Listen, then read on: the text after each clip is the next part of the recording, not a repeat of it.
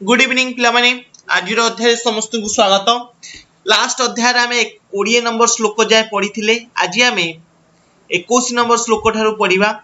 21 number श्लोक सीता वनगमनम कौन देछि देख। सीते यथा त्वां वक्ष्यामि तथा कार्यं त्वया बले वने दोषा हि बहवो वसतस्तान् निबोध मे। अर्थ कौन ना कहउचंती कौन ना इठी जो क्वेश्चन जहाँ दिया सीते यथा त्वां वक्ष्यामि तथा कार्यं त्वया बले। यथा माने कौन जेपरी, यथा माने कौन जेपरी, वक्ष्यामि माने कौन कहिबी, वक्ष्यामि माने कौन कहिबी, बुझिपाइल। तथा तथा माने कौन सेपरी। कार्यम कार्यम माने कौन करिबो, बुझिपाइल। बने दोषा हि बहवो वसत स्थान निबोध में, बुझिपाइल। तोया बळे तोय युक्त अबळे, अबळे माने कौन अबला, अबला माने कौन स्त्री, स्त्री को कहा जाए अबला, बुझिपाइल। बहवह माने कौन बहुत, बने दोषा हि बहवो, बहव माने कौन दोष माने बहुत। वसत स्थान निबोध में, वसत स्थान जो स्थान वसति स्थापन करिबा, निबोध में, निबोध माने कौन बुझ, बुझ, बुझिपाइल। ता अर्थ कौन जिते सती सीता वन को जीवा को आग्रह प्रकाश करथिले मध्य सेठारे संभव्य विपद विषय रे चिंता करी प्रभु रामचंद्र तांकु सतर्क कराइछंती। एथारे सीता को अबला बोली से संबोधन करछंती। अबला शब्दर अर्थ होची बलहीना, अर्थात स्वामी आश्रय बिना स्त्री होची दुर्बला, ताकु जाए अबला। स्त्रीर सुरक्षा दायित्व स्वामी उपरे न्यस्त थाए। यही सबु कारण सीता को सांगरे नेले रामचंद्र नाना समस्यार सम्मुखीन हेबे बोली भाबिछंती। तेणु वनवास काल रे जे असुविधा उपजिव से विषय श्री रामचंद्र पूर्व सीता को बुझाई कि कहउचंती, बुझिपाइल पिला माने। ती जिंस 21 नंबर 22 नंबर कोन कहउची देख। सुप्यते पन्न सज्जासु स्वयं भग्नासु भूतले रात्रिषु श्रमखिन्नेन तस्मात् दुःखमतो वनम। अर्थात सुप्यते पन्न सज्जासु स्वयं भग्नासु भूतले। स्वयं माने कौन आपे आपे, भग्नासु माने कौन भांगी जाइथिबा, भग्नांशु माने कौन भांगी जाइथिबा, बुझिपाइल। भग्नांशु माने भांगी जाइथिबा। आउ कौन कहूची पन्न सज्जा, पन्न सज्जा माने कौन, पन्न सज्जा माने होची कौन तमर तमे कहि परियो पन्न सज्जार अर्थ पत्र सज्जा कहि परिबो। समखिन्न माने कौन क्लांत, समखिन्नेन माने कौन क्लांत हेइ जिबा। सुप्यते पन्न सज्जासु स्वयं भग्नासु भूतले रात्रिषु श्रमखिन्नेन तस्मात् दुःखमतो वनम। जेतबेले जनक नंदिनी सीता राजकन्या तथा राजवधू होइथिबारु बाल्य कालरु राजप्रसाद रे सुकोमल सज्जा रे शयन करि आसुथिले, किंतु वर्तमान यदि से बण को जीवे तेबे से सुखिला पत्र रे सज्जा निर्माण करी ता उपरे शयन करिबा को पड़िबो। दिन सारा फलमूल संग्रह करिबारे क्लांत श्रम होई रुक्ष भूमि उपरे शयन करिबा निश्चित कष्ट साध्य हेबो बोली रामचंद्र माता सीता को कहउचंती, जहा कि कोमलांगी राजरानी सीता पक्षरे संभव पर नुहे। किंतु रामंकर ही परामर्श रे सीतांकर मनोभाव परिवर्तन होई नाही, बुझिपाइल। पन्न सज्जा तमे सोइब स्वयं भग्नासु भूतले, अर्थात भांगी झड़ुथुबा पत्रर सज्जा तमे सोइबा को पड़िबो। भूतल माने माटी ऊपर ही सोइबा को पड़िबो। राति रे समखिन्नेन तस्मात् दुःखमतो वनम, अर्थात क्लांत होई दुख रे वन रे जीवन यापन करिबा को पड़िबो। ताहा रामचंद्र सीता को कहि रखुचंती, किंतु सीतांकर मन परिवर्तन होई नाही। से एक जिद धरि कि बसचंती, से जिमिति हेले बण को जिबे रामचंद्रଙ୍କ सहित। तापर पैराग्राफ कोन दिछि देख 23 नंबर। उपवासश्च कर्तव्यो यथा प्राणेन मैथिली जटाभारश्च कर्तव्यो बल्कलांबरधारम। कौन कहते मैथिली माने किए एठी मिथिला नंदिनी देवी सीता मैथिली माने कौन मिथिला नंदिनी माता सीता को कह जाउछि बुझिपाइल राजनंदिनी को कह जाउछि तापर कौन कहते यथा प्राणेन मैथिली यथा प्राणेन माने कौन यथा प्राणेन अर्थात यथा शक्ति रे तापर कौन कहछि जटाभारश्च कर्तव्यो कर्तव्यो बक्कलांबर धारणम बक्कलांबर माने कौन बक्कल रूपक वस्त्र धारण करी रहउथबारु बुझिपाइल से आ कहउचंती रामचंद्र एठी वनवास समय दुख कष्ट गुड़िक विषय पूर्व रामचंद्र सीता को कही रखुचंती वनवास काल रे फलमूल भक्षण करी तांकु रहिबाकु पड़िबो फलमूल अभाव रे उपवास रहिबाकु पड़ी पारे जहा सीतांक पक्ष रे निश्चित रूप रे असह्य होई जिवो पुणी तैल अभाव रु केश प्रसाधन संभव हेबो नाही वस्त्राभाव कारण बक्कल धारण करने पड़ो तेणु सीता पक्ष वनगमन आदौ समीचीन नुहे बोली प्रभु श्री रामचंद्र बुझाई कि कहते बुझिपाइल से सीता कौन कहते देख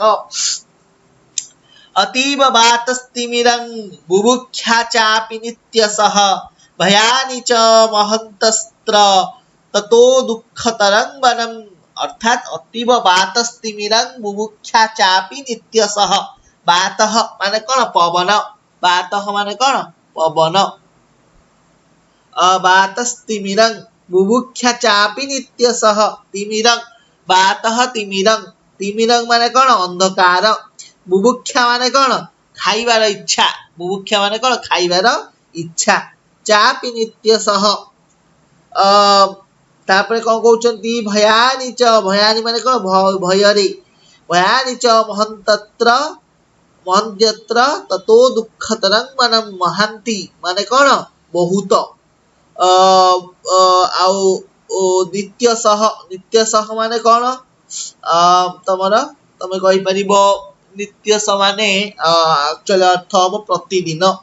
ततः माने कौन तेणु अर्थात से कहउचंती एठी वनवास निश्चित कष्टदायक तथा जंत्रणादायक अटे प्रभु राम वनवास समय किपरि विपदर सम्मुखीन हेबाकु पड़े ताहा प्राणप्रिया सीतांक निकट रे वर्णना करिसंती सेठारे प्राय सर्वदा प्रबल पवन बही थाए घंच वृक्ष जोगु दिन रे मध्य वनभूमि अंधार थाए आ कोन कहउचंती यथा समय खाद्य प्राप्ति संभव हुए नहीं तेणु अनेक समय क्षुधा जंत्रणा भोगिबाकु हुए या छड़ा अन्य आधिभौतिक विपदर मध्य सम्मुखीन हबाकु पड़े सुतरां एही परि दुःखकर स्थान को आदौ जिबा उचित नुहे बोली से सीता को बुझाऊ छंती बुझिपाइल तापरे कोन कहउचंती देख 25 नंबर श्लोक कहउची तदलंते वनं गत्वा क्षमं न हि वनं तव विमृशन्निव पश्यामि बहुदोषकरं वनम् अर्थात तदलं ते वनं तद युक्त अलम अलम माने कौन निषेधार्थक अव्यय होउची बुझिपाइल कहउचंती कौन ना तदलं ते वनं गत्वा क्षमं न हि वनं तव विमृशन्निव पश्यामि बहुदोषकरं वनम् अर्थात सेठी कहउचंती रामचंद्र प्राणप्रिया सीता को वनवास निवृत्त कराइबा को इच्छा प्रकट करी कहिसंती हे सीते वनवास तुम पक्ष रे आदौ मंगल कर नुहे वनवास काल रे नानाविध समस्यार सम्मुखीन हेबाकु पड़िबो नाना दृष्टिकोण रु विचार कला परे रामचंद्र सिद्धांत रे उपनीत हेले जे सती सीतांकर वनवास काल रे नाना अमंगल होई पारे तेनु सीता को वन को न जीवा पई से परामर्श देइचंती बुझपाइलो एया लिखाई हला तापर कोन लिखाई देख 26 नंबर श्लोक एतत् तु वचनं श्रुत्वा सीता रामस्य दुःखिता प्रसक्ता सुमुखी मंदमिन्दं वचनम अब्रवीत बुझिपाइल कोन कहउचंती एतत् तु वचनं श्रुत्वा सीता रामस्य दुःखिता एतत् माने कोन एही एतत् माने कोन एही तु वचनं श्रुत्वा वचनं माने कथा को सुनी वचनं श्रुत्वा सीता रामस्य दुःखिता सीता रामଙ୍କ उपरे दुःख प्रकट कले बा दुःख रे मर्महित जर्जरित होई पड़िले प्रसक्ताश्रुमुखी माने कौन लोतक जर्जरित मूर्खरे प्रसक्ताश्रुमुखी माने अश्रु प्रसक्त रु अश्रु बाहरिकी मुख लोतक जर्जरित हो पड़ा को कह जाए मंदमिंदं मंदम धीरे धीरे वचनम अब्रवीत कहउचंती माता सीता कौन ना पुरुषोत्तम रामचंद्र जेतବେଳେ वनवासर समस्त संभाव्य विपद विषय सीता स्पष्ट भाव में जनाउचंती प्रतिप्राणा सीतांकर कौनसी परिवर्तन घटी नथिला बरं प्रभु रामचंद्रंकर अनिच्छार सूचना पाई से मर्माहत होई पड़िथिले तांक नयनरु दुखाश्रु धरी पड़िथिला से दुखरे म्रियमाण होई स्वामी को निजर मन कथा धीरे धीरे कहबाकू आरंभ कले बुझिपाइल एबे सीता कौन कहउचंती देख 27 नंबर श्लोक रे लिखा जाइछि बुझिपाइल 27 कौन कहउछि देख ये त्वया कीर्तिता दोषा वने वस्तव्यतां प्रति गुणा नित्येव तान् विद्धि तव स्नेह पुरस्कृता अर्थात वने माने कौन वनरे वस्तव्यतां माने कौन वस्तव्यतां माने होछि तमरा वस्तव्यतां प्रति माने होछि कौन बास करिबाकू लक्ष्य करी बास करिबाकू लक्ष्य करी दोषा माने कौन अनिष्ट समूह एठी गोटे लिखा है देखो कीर्तिता माने कौन वर्णना कले किए सीता वर्णना करुछंती बुझिपाइल स्नेह पुरस्कृता स्नेह को संबल करी स्नेह पुरस्कृता जे स्नेह को संबल करे ताकू स्नेह पुरस्कृता अर्थात वन रे बास करने समय जो सब दुख कष्टर सम्मुखीन होगाकू पड़िबो प्रभु श्री रामचंद्र से सब सीता को कहले सीता से प्रति आदौ गुरुत्व देले नहीं बरं प्रतिभक्ता सीता से सब दुख कष्ट को सुख संपद बोली ग्रहण करिनेले कारण तांक मन रे प्रभु श्री रामचंद्र प्रति तांकर अगाध प्रेम थिला अगाध स्नेह थिला तांकर स्नेह सबु दुख कष्ट को दूर करि पारिबो बोली सीतांकर दृढ़ विश्वास रहिथिला स्वामींकर अनाबिल स्नेह ही तांकर प्रधान संबल थिला जेते प्रकारर दुख कष्ट समस्या आसिले मध्य से गुडिक तांकर कोनोसी क्षति करि पारिबो नाही बोली सीता मत व्यक्त करिथिले स्वामींक सान्निध्य नारी पक्षरे सर्व सुख प्रदायक बोली सीता अनुमोदन करिथिले रामंक निकटरे बुझिपाइल तापर 28 नंबर श्लोक कौन कहउछि देख कौन कहउछि ना त्वया च सह गंतव्यं मया गुरुजनाज्ञया त्वद्वियोगेन मे राम तव्यमिह जीवितम् अर्थात कौन कहउछंती त्वया च सह गंतव्यं मया गुरुजनाज्ञया गुरुजनाज्ञा माने कौन गुरुजनंकर आज्ञा रे गुरुजन युक्त आज्ञा गुरुजनंकर आज्ञा रे बुझिपाइल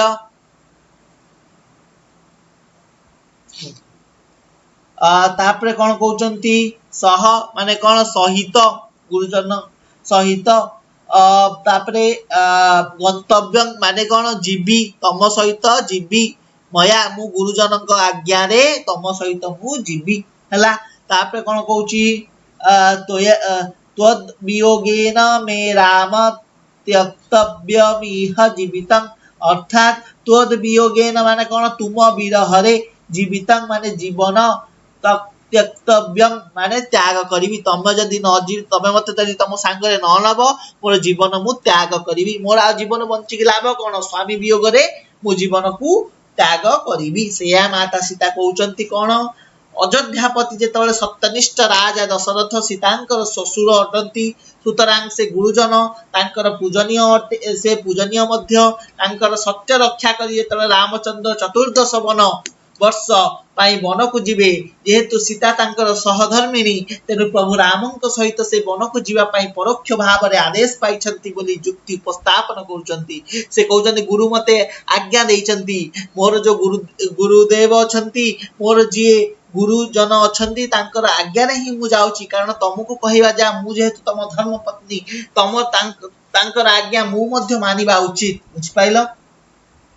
सीता नम्रतार सहित सबु कथा कहि सारला परे मध्य जदि प्रभु रामचंद्र तांकु सांगरे वन को न जीवा पाई कुहंती किंबा मन को नबा को इच्छा प्रकट न करंती तेबे तांकर विरहरे से जीवन त्याग करिवे बोली से सनिष्पत्ति जणाइछंती कारण स्वामी को बिना पत्नी जीवन निरर्थक बोली से मत व्यक्त करिछंती केते सुंदर भाव रे लिखिछंती बुझिपारछ 29 नंबर श्लोक कोन लिखाइ छि देखो भक्तां पतिव्रतां दीनां मां समां सुख दुःखयो नेतु महर्षि काकुतस्थ समान सुख दुःखिनीम अर्थात से कहउचंती कोन काकुतस्थ माने कोन काकुतस्थ काहा को कुआ जाउछि एठी बुझिपारछ काकुतस्थ माने काहा को कुआ जाउछि रामचंद्र को कुआ जाउछि सुख सुख दुयो समान अर्थात सुख दुखर जे समभागिनी ताकू कुआ जाए सुख दुखयो सुख दुख दे जे भागीदारी थाए समान सुख दुखीनम सुख दुखी रे जे समान भागीदारी थाए सुख दुखयो समान समान सुख दुखीनम बान दीना अर्थात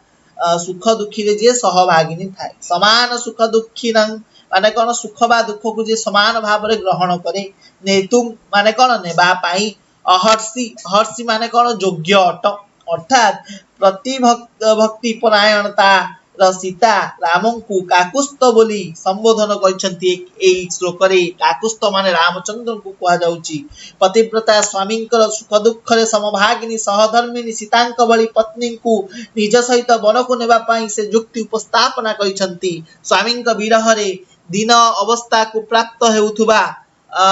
स्त्री को निज सहित वन को नेबा विधेय बोली सीता दृढ़ मत व्यक्त करिसंती कारण स्वामी वनवास दुख भोगुथिला बेले से राजप्रसाद रे रही सुख भोग करबा को इच्छा प्रकट करि नाहंती बुझि पाइलो एति जिंस 30 नंबर श्लोक कोन देछि देखो जदि मां दुखितामेवं वनं नेतुं न चेष्टसि विषमग्निं जलं वाहमस्थ्यस्य मृत्यु कारणात् अर्थात एठी कोन कुआइछि एवं माने कोन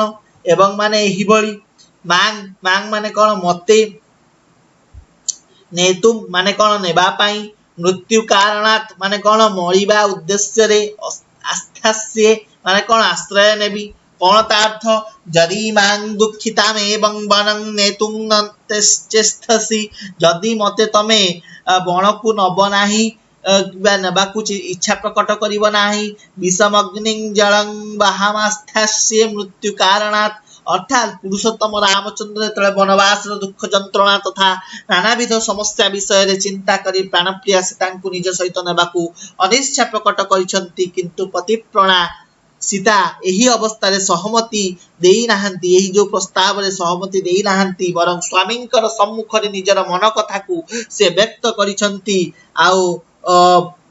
मन कथा को व्यक्त करी कि कहिसंती जे जदि एपरि दुखिनी को तमे बण को नबा को अनिच्छा प्रकाश करिवो तेबे से मरिबा पई विष अग्नि किंबा जलर आश्रय नेबे से पय लेखा अछि विषम अग्नि जलं वाहमस्थ्यस्य अर्थात विष जल अग्नि किंबा जल किंबा अग्नि रो आश्रय नेबे अर्थात जीवन त्याग करिवे पति बिना पत्नी बंची रहिबा वृथा मन गमन रो वंचित हेले सीता पतिंक विरह रे प्राण त्याग करिबा को निष्पत्ति तांकर जहा थिला सेटा जणाई थिले रामचंद्र को 31 नंबर कोन कहूची देखो श्लोक रो 31 नंबर कहूची तां परिष्वज्य बाहुभ्यां विसंज्ञामिव दुःखितां उवाच वचनं रामः परिविश्वासयं स्तदा अर्थात तां परिष्वज्य बाहुभ्यां विसंज्ञामिव दुःखिताम् अर्थात एठी कहूची विसंज्ञाम माने कोन